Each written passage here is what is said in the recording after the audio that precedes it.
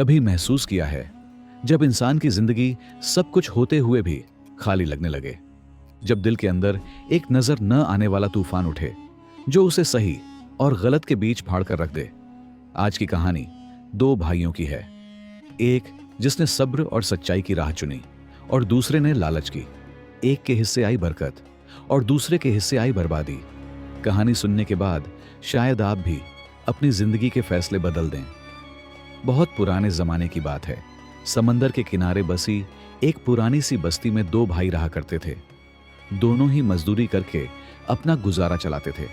बड़े भाई का नाम यूनुस था, जो बेहद नरम दिल, सच्चा, खामोश स्वभाव वाला और किरदार का बहुत पाक इंसान था। छोटे भाई का नाम रेहान था, जो मेहनती, समझदार मगर थोड़ा जज्बाती और गुस्सैल मिजाज का था। दोनों बचपन से ही एक ही कच्चे घर में रहते थे और एक दूसरे के सहारे जिंदगी बिताते थे। दोनों भाई रोज सुबह फज्र की नमाज से पहले उठते। बस्ती अभी नींद में होती, मगर ये दोनों अपने कंधों पर कुल्हाड़ियां उठाकर जंगल की तरफ रवाना हो जाते। वहां सूरज की पहली किरण के साथ ही उनका काम शुरू हो जाता। फकत सूखे और टूटे हुए पेड़ों को काटना, उन्हें इकट्ठा करना और शाम ढले बाजार में बेचना। उनके वालिद, जो अपनी जवानी में इन्हीं जंगलों में पसीना बहाते रहे थे, मरने से पहले अपने दोनों बेटों को पास बुलाकर आखिरी नसीहत कर गए थे। बेटों, हमेशा मिलकर रहना, कभी अलग मत होना। दुनिया में बहुत रास्ते मिलेंगे, कुछ आसान, कुछ मुश्किल, मगर याद रखना, हलाल की कमाई थोड़ी भी हो, उसमें बरकत और सुकून होता है।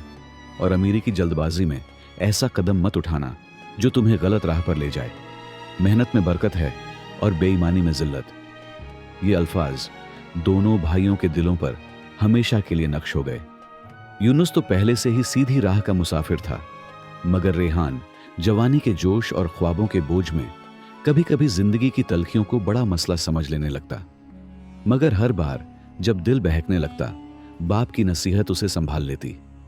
कुछ महीनों तक दोनों की जिंदगी पहले जैसी सादा और पुरसुकून रही, मगर वक्त कभी एक जैसा नहीं रहता। दिल बदलते देर नहीं लगती। धीरे धीरे रेहान के दिल में ऐसी तब्दीलियां आने लगीं जिनका एहसास उसे पहले पहले खुद भी ना हुआ। कभी बाजार में ग्राहकों का सख्त लहजा, कभी थकावट का गुस्सा, कभी यह सोच कि वो जवान है इसलिए उसे ज्यादा कमाना चाहिए। ये सब सोचें जमा होती रहीं और उसके दिल के किसी कोने में खामोशी से जगह बना ली। उसी बस्ती में एक ऐसा आदमी रहता था जिसका नाम कामिल था। मीठी बातों वाला, मगर अंदर से बेहद फरेबी और चालाक। उसकी निगाह कई दिनों से रेहान पर थी, क्योंकि उसे पता था कि जवान दिल को भड़काना आसान होता है। एक दिन वो बाजार के पास रेहान से मिला, मुस्कुराया और बोला, रेहान, तुम इतनी मेहनत करते हो, पूरा दिन जंगल में पसीना बहाते हो, मगर तुम्हें असली फायदा मिलता ही नहीं। क्या तुमने कभी सोचा है कि तुम्हारा भाई तुमसे ज्यादा कमाई उठा रहा है? रेहान ठिठक गया, हाथ रुक गया और उसने झिझकते हुए कहा, नहीं, यूनुस ऐसा नहीं कर सकता, वह मेरा भाई है। कामिल ने चालाकी भरी मुस्कान के साथ कहा, भाई भाई की बातें अब पुरानी हो गईं। दुनिया में हर शख्स अपना फायदा देखता है। तुम दोनों लकड़ी काटते हो, मगर बेचने का काम यूनुस करता है। तुम्हें क्या पता कि वह असली कीमत बताता भी है या नहीं। शायद आधी कमाई तुमसे छुपा लेता हो।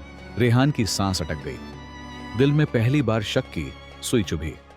कामिल ने आखिरी बार किया, अगर तुम अकेले होते तो आज अमीर होते। यूनुस कम काम करता है और हिस्सा पूरा लेता है, ये इंसाफ है। वह इतना कहकर हंसता हुआ चला गया, मगर उसके छोड़े हुए लफ्ज रेहान के दिल की जमीन में जहर के बीज की तरह जम गए। उस रात रेहान सो नहीं पाया। दिमाग में बस यही आवाज घूमती रही, क्या सच में यूनुस मेरे साथ खैर नहीं चाहता? क्या वो मुझे कम हिस्सा देता है? क्या मैं अकेला होता तो अमीर बन सकता? अगली सुबह दोनों जंगल पहुंचे। यूनुस पहले की तरह सुकून से लकड़ी काटने लगा, मगर रेहान की नजरें लकड़ियों से ज्यादा अपने भाई पर थीं। उसके हाथों की चाल भी पहले जैसी न रही, तेज, बेचैन और गुस्से से भरी हुई। अचानक यूनुस ने देखा कि रेहान एक जवान, तंदुरुस्त, हरे भरे पेड़ पर कुल्हाड़ी चलाने लगा। उसने तुरंत कहा, रेहान, ये पेड़ मत काटो। हम सिर्फ सूखे पेड़ काटते हैं ताकि जंगल जिंदा रहे। हरा भरा पेड़ काटना ना हमारे पेशे के लायक है ना जमीर के।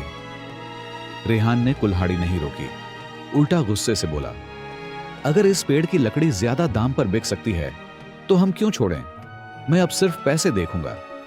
यूनुस ने गहरी सांस ली और कहा, भाई, हर चीज पैसे से नहीं तोली जाती। लालच इंसान का रास्ता बदल देता है। बस ये सुनना था। और रेहान फट पड़ा। उसने कुल्हाड़ी जमीन पर पटकी और चिल्लाया, बस बहुत हो गया। आज के बाद हमारे रास्ते अलग हैं। मुझे तुम्हारी नसीहत नहीं चाहिए, ना तुम्हारी रोक, ना तुम्हारी जरूरत। मैं अब अकेला काम करूंगा और अमीर बनूंगा।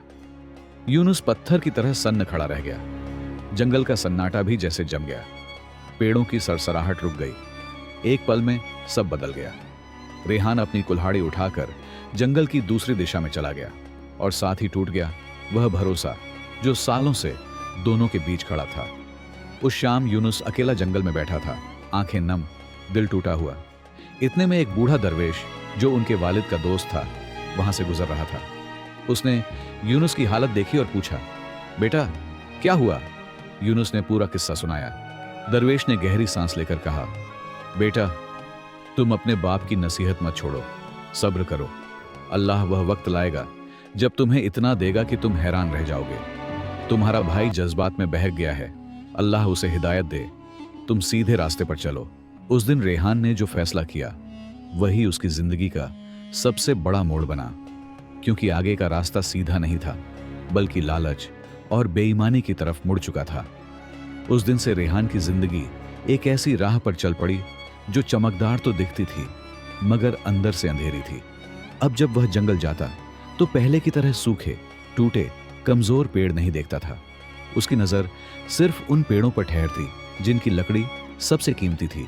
मोटा तना, मजबूत लकड़ी, हरी भरी शाखें। वो पूरे जोश और जल्दबाजी के साथ पेड़ों पर कुल्हाड़ी चलाता। एक एक चोट के साथ सिर्फ पेड़ ही नहीं गिरते थे बल्कि गिरता था उसका एहसास, उसका ज़मीर, उसका वो हिस्सा जो कभी बाप की नसीहत से बंधा था। कुछ ही दिनों में उसके पास इतनी कीमती लकड़ी जमा हो गई कि जब वह बाजार पहुंचा तो लोग हैरान रह गए। यह लकड़ी तो बहुत आला है, इसकी कीमत दोगुनी है। हर तरफ उसकी तारीफ होने लगी। लोग उसके चारों तरफ जमा हो जाते, महंगे दामों पर लकड़ी खरीद लेते। रेहान के चेहरे पर गुरूर की चमक उभरने लगी। वह सोचता, देखा, अकेले काम करके क्या मिलता है। कुछ ही महीनों में उसके पास इतनी दौलत जमा हो गई कि उसने बाजार के किनारे एक बड़ा कारखाना बना लिया। वहां लाखों करोड़ों का व्यापार चलने लगा।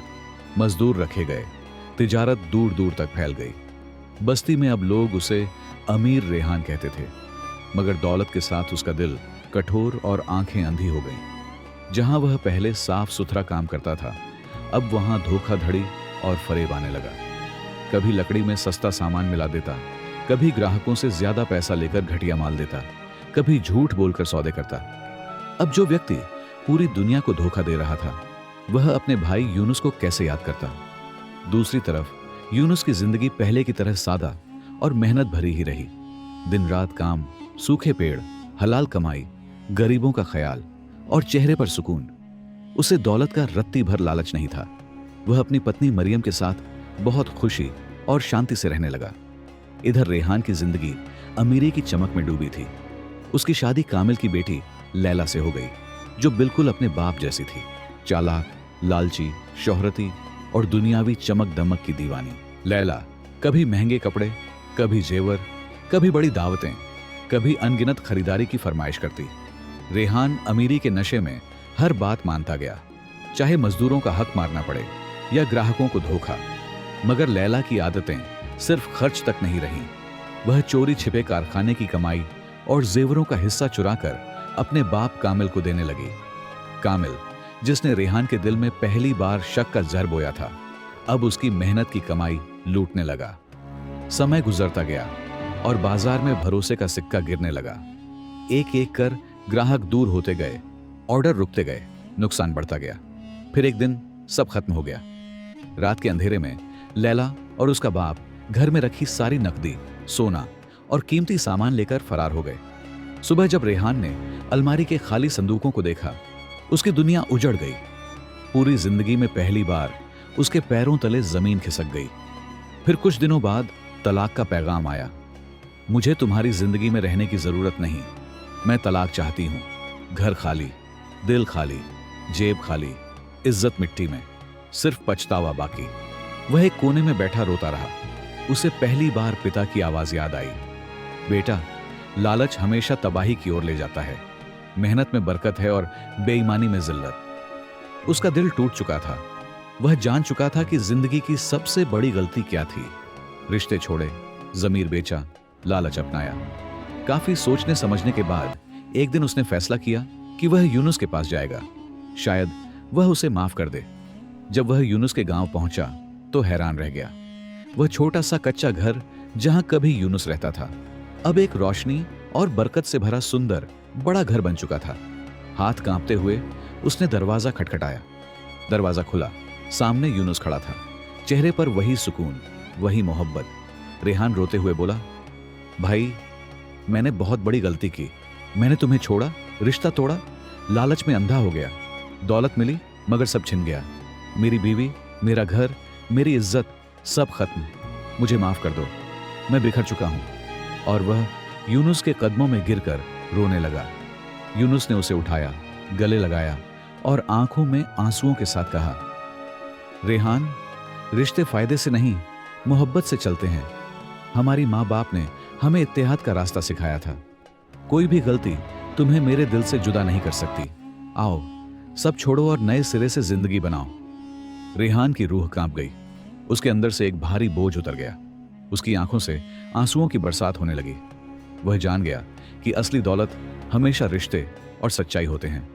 दोस्तों, इस कहानी से हमें यह सीख मिलती है कि लालच की राह हमेशा तबाही में खत्म होती है, जबकि हलाल कमाई, सब्र और ईमानदारी अल्लाह की तरफ से बरकत और सुकून लाती है। हकीकी दौलत पैसे में नहीं, बल्कि पाक नियत और मोहब्बत भरे रिश्तों में होती है। अपनी राय कमेंट में बताएं कि आपने इस कहानी से क्या सीखा और आप किस शहर से यह कहानी सुन रहे हैं। अगर कहानी अच्छी लगी तो लाइक और सब्सक्राइब जरूर करें।